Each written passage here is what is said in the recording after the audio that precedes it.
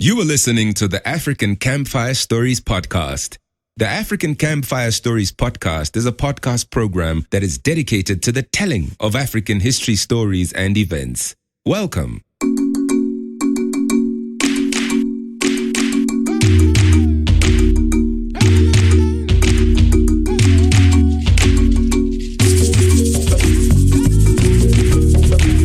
To bring you African history, we have to go through a lot of information, including names of people and names of places. Should you pick up anything we get wrong, or if you just need to reach us, please use our website www.africancampfirestories.com. You can also search for African Campfire Stories on social media. Before you listen to today's episode of the African Campfire Stories podcast, we suggest that you check out the previous episodes of our Cold War Pawns series, that is, from episode 2 all the way to episode 8. This will help you to understand our story so far. Just a quick announcement. Today's episode will be the last episode of the Cold War Pawns, on which we will be discussing specifically non-African countries. From the next episode, we will finally go into discussing the African continent in detail. Of course, the Cold War was an international event, so we will refer to the international happenings and goings-on from time to time. But from episode 10, we will be turning to Africa. The first African country we will cover in detail in our Cold War Pawns series is the Democratic Republic of the Congo. But before we start with the DRC, we will provide you with an episode that will cover the quick summary of foreign intervention in Africa, including colonization, and a quick summary on the struggle for independence in Africa. That will be episode 10. On episode 11, we will begin with the discussion on the DRC. Without much further ado, here is today's episode. This is episode 9, Cold War Pawns series, Iranian oil, Cuba, and the Mafia. In 2013, the government of the United States of America formally admitted to its involvement in a secret coup attempt that brought down the democratically elected Prime Minister of Iran and his government. When the White House was asked in 2015 if there were any plans to apologize to Iran, they responded by saying, "Not at this moment, no." In 1953, Mosaddegh resigned from his position as the Prime Minister of Iran after a coup attempt that was driven by America's Central Intelligence Agency, the CIA, and MI6.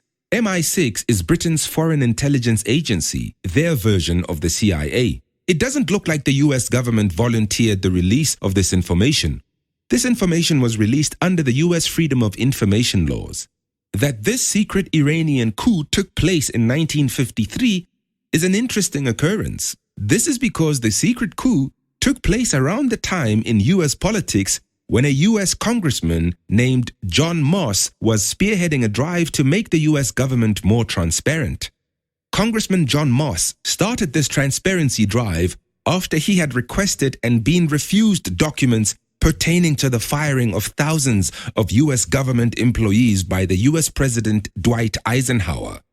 These thousands of government employees had been fired apparently because they were said to be communists. John Moss's efforts led to the eventual signing into law of the Freedom of Information Act by U.S. President Lyndon Johnson in 1966. This act doesn't mean that all U.S. government information can be released on request by the public, though. There are many exceptions. Many have to do with national security. But in 2013, 60 years after the secret coup took place, somebody must have requested this information from the U.S. government.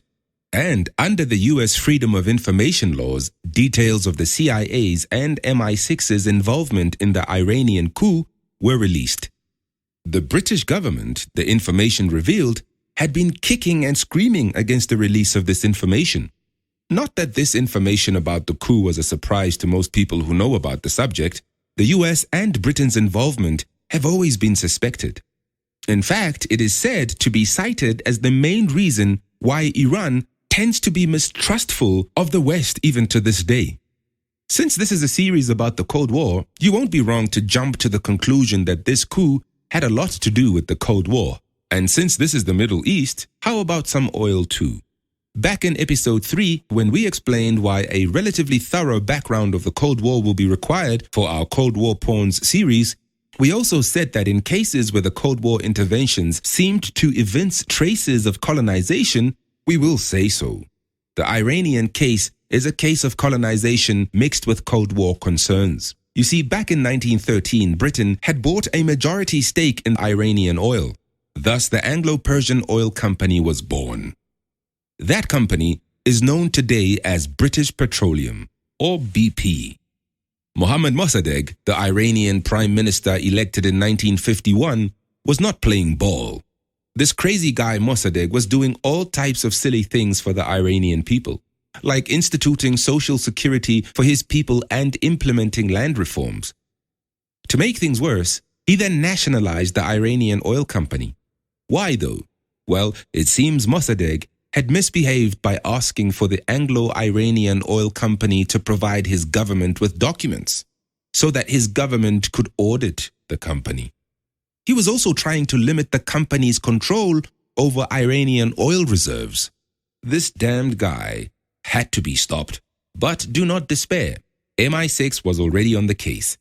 But seeing as the British Empire was a shadow of its former self by this time, and Britain had little money, what about asking for help from somebody who had money and somebody who was still a superpower? What about America? The problem with America was that she was not playing ball regarding Iran at the beginning. America was screaming at Britain for behaving badly in Iran. U.S. Secretary of State, that is, Foreign Minister Dean Acheson, even went as far as saying that the British were, open quote, destructive and determined on a rule or ruin policy in Iran, close quote. This was because Britain had started a worldwide campaign of discrediting Iran. Britain was also instigating a worldwide boycott of Iranian oil. They also mobilized their army with the intention of seizing some oil fields. But Clement Attlee, the then British Prime Minister, decided to stick to the boycott and getting British agents in Iran to cause chaos. But everything changed when Dwight Eisenhower became US President. The Eisenhower government was a little bit more paranoid than that of his predecessor, Harry Truman. Also, Winston Churchill had replaced Clement Attlee and became British Prime Minister again. If you know something about the history of the Second World War in Western Europe, you will know that Eisenhower, back when he was a general in the US Army and in command of all Allied armies in Western Europe, was best friends with British Prime Minister Winston Churchill. Now, these two wartime best buds were simultaneously the leaders of the two leading Western countries of the time. So, as always happens between friends, something was worked out concerning Iran. And that something was a joint British and US coup d'etat. The coup effectively restored the Shah of Iran to power. The Shah regime would remain in power until 1979. A virulently anti-Western revolution would break out, and the world has been stuck with a perpetually pissed-off Iran since then. I can hear some of you wondering and whispering amongst yourselves, where is the USSR in all of this? All this time has been the USSR this and the USA that. Where is the USSR in all this Iran mess, you might ask? Do not despair, dear listener.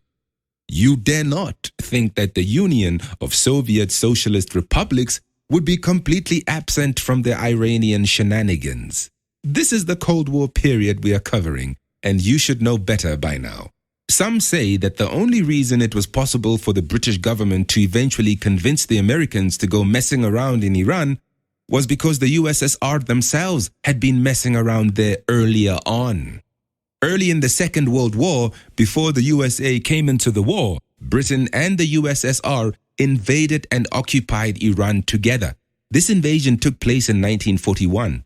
Britain already had neighboring Iraq as her colony, so invading Iran was just a matter of moving west into Iran and also south from the Persian Gulf. The USSR shared a part of her southern border with Iran, so the USSR invaded Iran from the north. This was at a time when the West and Stalin still kinda sang from the same hymn book. The excuse for this invasion was that Britain and the USA needed to transport war materials into the USSR through Iran.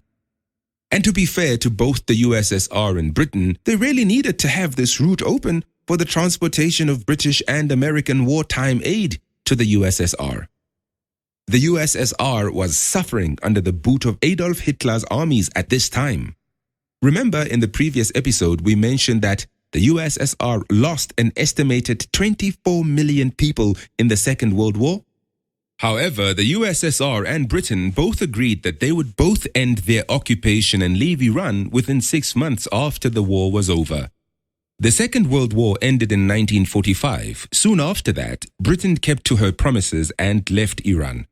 As for the USSR, they were happy where they were. Thank you very much. What we have not told you as yet is that the USSR and Britain had a long relationship with Iran, a relationship that Iran probably didn't want. We have already stated that back in 1913, Britain acquired the majority of Iranian oil. But now let's go back even further. Back in 1907, before the USSR even existed, Iran had been split into two spheres of influence. The northern part of Iran was the sphere of the Russian Empire. Remember from our earlier episodes that the Russian Empire was the state that was replaced by the USSR in the Russian Communist Revolution of 1917. Details of this are covered in episode 3. Britain's sphere was the south of Iran. We have already stated earlier on in this episode that in the case of Iran, colonization mixed very well with Cold War shenanigans. After World War I ended in 1918, both Britain and what we now know as the USSR left Iran. Iran went back to being ruled by a king. Iranian kings were called Shahs, by the way. This is an old title dating back to ancient Persia. In 1941, the USSR and Britain were back in Iran. But before you feel sorry for the Iranian rulers of the time, you should be aware of the fact that the Shah, though he claimed to be neutral during the Second World War, was kinda into Hitler. When he was asked by the Allies fighting against Hitler to remove the many German residents that were in Iran, the Shah refused. The presence of these Germans in Iran made Britain and the USSR super nervous. Oil was very important in World War II. Could a Hitler-loving Shah be trusted not to provide oil to his friend Hitler? Plus, it didn't help that his people were conducting pro-Nazi rallies in the Iranian capital of Tehran. The British and the USSR just had to invade. At least if you asked them, that is what they would have told you their reason for invading was.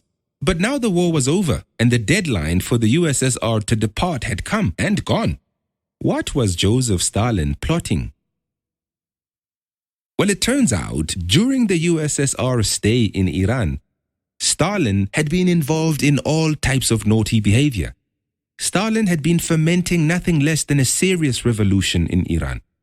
In that short time in Iran, the USSR had been able to form not one, but two breakaway communist republics, the People's Republic of Azerbaijan and the Kurdish People's Republic. Remember that in an earlier episode we told you that if a country has peoples in its name, it's highly likely to be a communist country, and it is also highly likely that the so-called people had nothing to do with electing that government. Stalin also formed a communist party in Iran called the Tudeh Party of Iran. All of this caused chaos in northern Iran. Chaos which Stalin cited as his main reason for not leaving Iran. This chaos is causing a security risk to my southern border, so I got to stay in Iran to deal with this problem. So said the clever by half Stalin. In any case, the USSR eventually left Iran. This was after Iran had protested to the newly formed United Nations and the UN Security Council. By the way, here is some interesting historical trivia. The complaint Iran lodged with the United Nations is the very first ever such complaint filed by a country in the UN's history.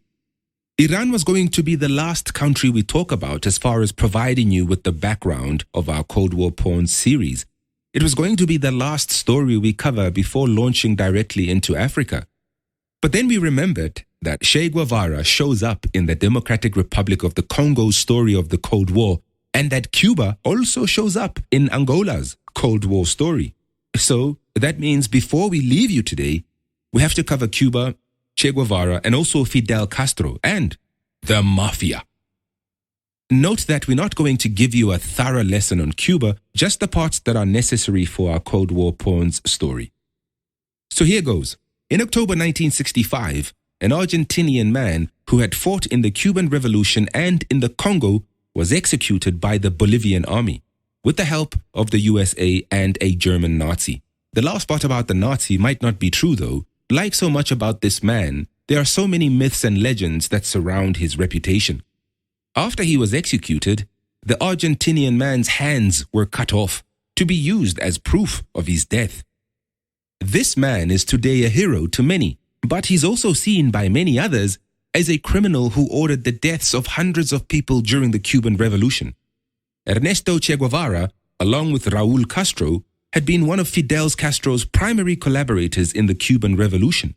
He had resigned from the Cuban government in April 1965 and went to the Congo in Africa and then Bolivia to carry on what he considered to be a fight for freedom.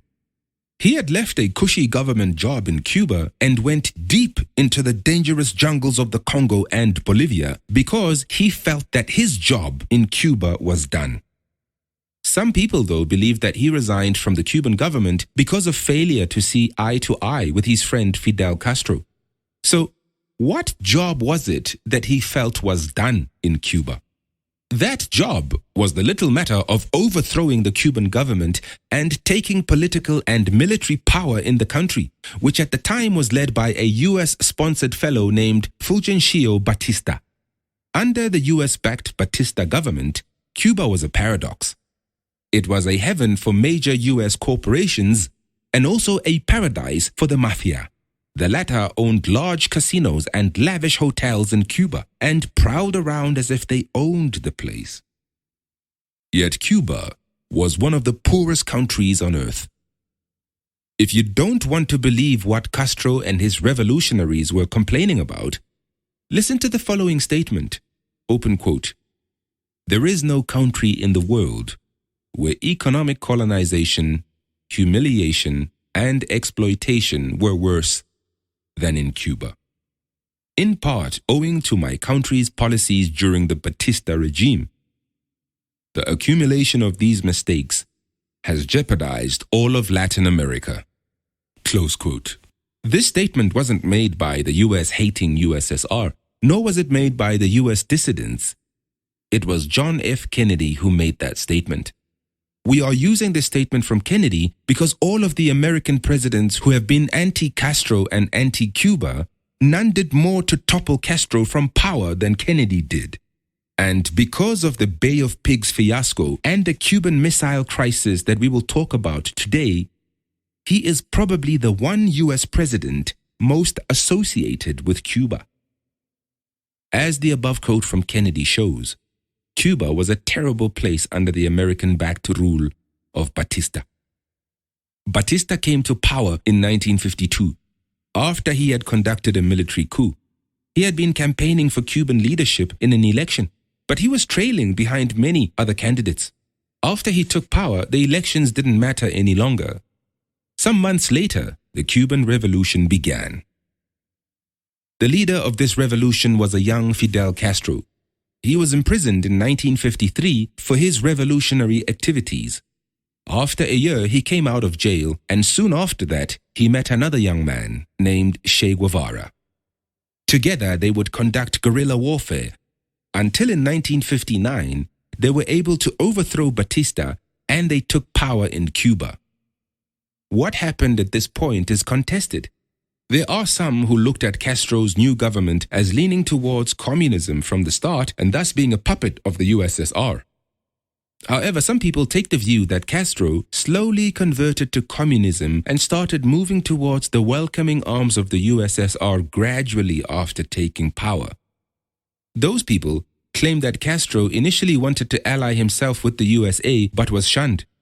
Whatever the truth of Castro's early communist leanings, it is known that in 1961, Castro asked the US Embassy to remove some of its staff from Cuba. He claimed that some of the embassy staff were CIA spies. The USA responded by cutting off relations with Cuba. It was only after Castro was dead that US-Cuba relations were somewhat normalized, and that normalization happened in 2008 under Barack Obama. But President Trump is reversing that normalization. And people who are experts in these kind of things are forecasting dark times ahead for the relationship between the USA and Cuba. In any case, back to the early 1960s. After the US-Cuban relations went bad in 1961, the USA started blatantly doing what Castro had claimed they had been doing all along, and that is they used the CIA to spy on Cuba. But the US didn't stop there.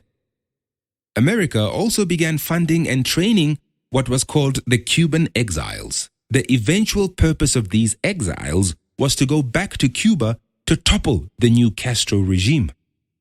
Kennedy took over as US president in early 1961, and as soon as he took power, the CIA presented him with a fully developed plan for ousting Castro.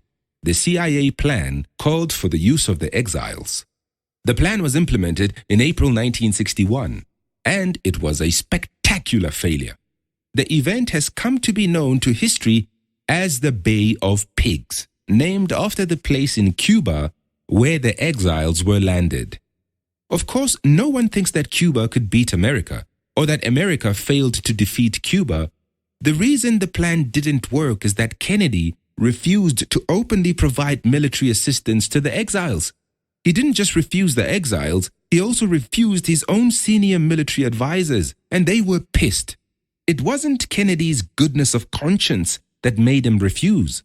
There was no way such assistance could have been provided secretly. The whole world would have known that the USA was bullying a small country, and Kennedy didn't feel that such an international reputation was good for America. Kennedy also suspected that an open US adventure in Cuba would make the USSR retaliate, and he suspected that the retaliation would probably happen in Berlin. Nikita Khrushchev, who was the leader of the USSR at this time, had actually proudly said that Berlin was like the testicles of the USA. All he needed to do was to squeeze Berlin and the US would feel lots of pain. In June 1961, Kennedy and Khrushchev met for a conference in Vienna. Lo and behold, Khrushchev carried out his plan involving testicles. He clobbered Kennedy for US shenanigans in Cuba and made threats about causing trouble in Berlin. Check out the previous episode, episode 8, to learn more about the Berlin situation. The next Cuban controversy is known to history as the Cuban Missile Crisis. We are not going to go into a lot of details about this, so here's a quick summary. Between Castro and Khrushchev, somebody thought it would be a great idea to place some of the USSR nuclear weapons in Cuba. But we suspect that it was Khrushchev. He actually admitted to being the kingpin of this idea in his own book that he later wrote about himself. And placing nuclear weapons in Cuba is helpful how? You might be asking yourself. Yes, the weapons would be closer to the USA, and the USSR could bomb the USA quickly in case the Cold War became hot. But isn't this the Cold War? Doesn't both the USA and USSR respond strongly when each of them initiates some dangerous scheme? Hasn't Khrushchev been listening to our Cold War Pawns episodes so far? Does he not know the USA will have to retaliate? You might give yourself a pat on the back for having asked these questions, and you've asked these questions without being a leader of the USSR. So it makes you wonder then, did Khrushchev not think that the Americans would respond forcefully to this scheme? And they did. There was only one item on the job description for international affairs for a USA or USSR leader during the Cold War. And that was to make sure you were careful as concerns your opposite number. And Khrushchev failed on that one job. In October 1961, the USA found out about the nuclear weapons in Cuba. Even if Kennedy didn't want to act tough against the USSR on this issue, and he did waver a bit, he probably would have been forced to act. Even Kennedy himself later told those closest to him that the US military leaders would probably have ousted him had he not reacted belligerently to Khrushchev's provocative move. And this was bad news for Khrushchev. Khrushchev's time as leader of the USSR provides a glimpse of how the Cold War would have been like if most of the leaders of either the USA or the USSR had been careless. What sustained the Cold War from the 1940s to 1991 was an unspoken understanding between the USA and the USSR that neither of them would do something so stupid as to force the other into a corner. Remember in our episode about Berlin, episode 8, when Stalin blockaded Berlin? He did not stop the USA from delivering supplies into Berlin via the air. Stalin let the aerial delivery of goods and supplies into Berlin go on for close to a full year because he suspected that extending his blockade to the air and thus shutting down Berlin completely would have given the USA no choice but to fight. This is how you fought the Cold War. You did it by increasing the pressure, but you had to be careful to give the other guy a way out.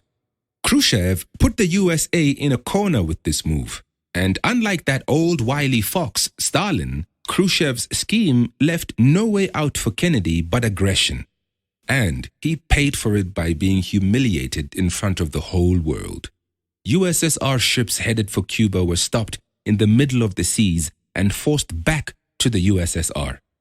This action of stopping a country's ships in this manner was illegal according to international law. But international law be damned. The only way Khrushchev would have avoided humiliation would have been to escalate nuclear terror. And the relatively sane USSR leadership in Moscow were not going to allow it, because that would have meant an all-out nuclear war. Soon after this flop, Khrushchev was kicked out of power in the USSR. This was partly because the leadership of the USSR, the Politburo, realized that Khrushchev did not know how to play ball in the Cold War.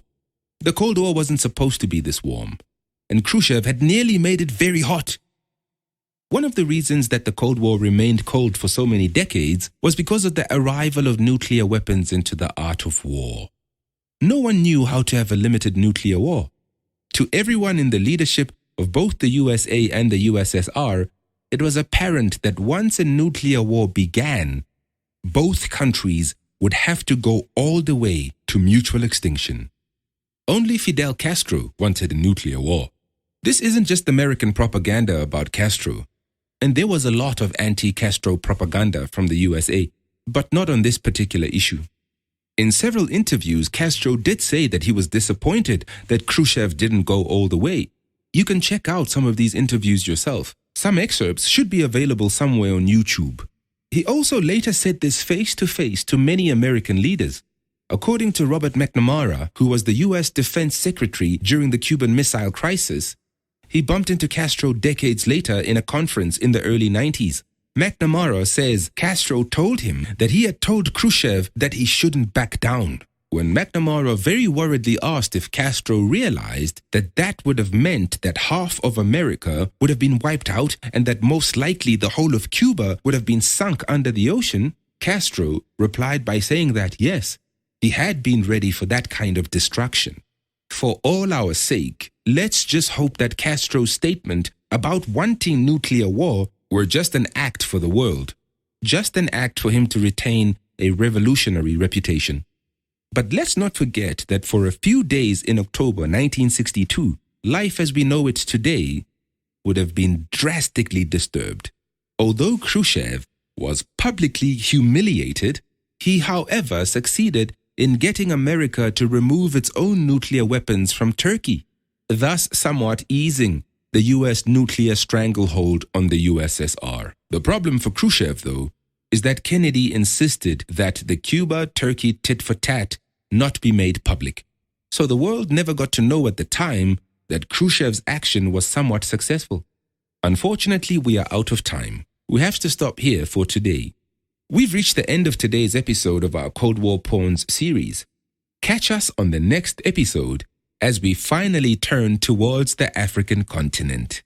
We will take a look at what was happening in Africa on the eve of the Cold War.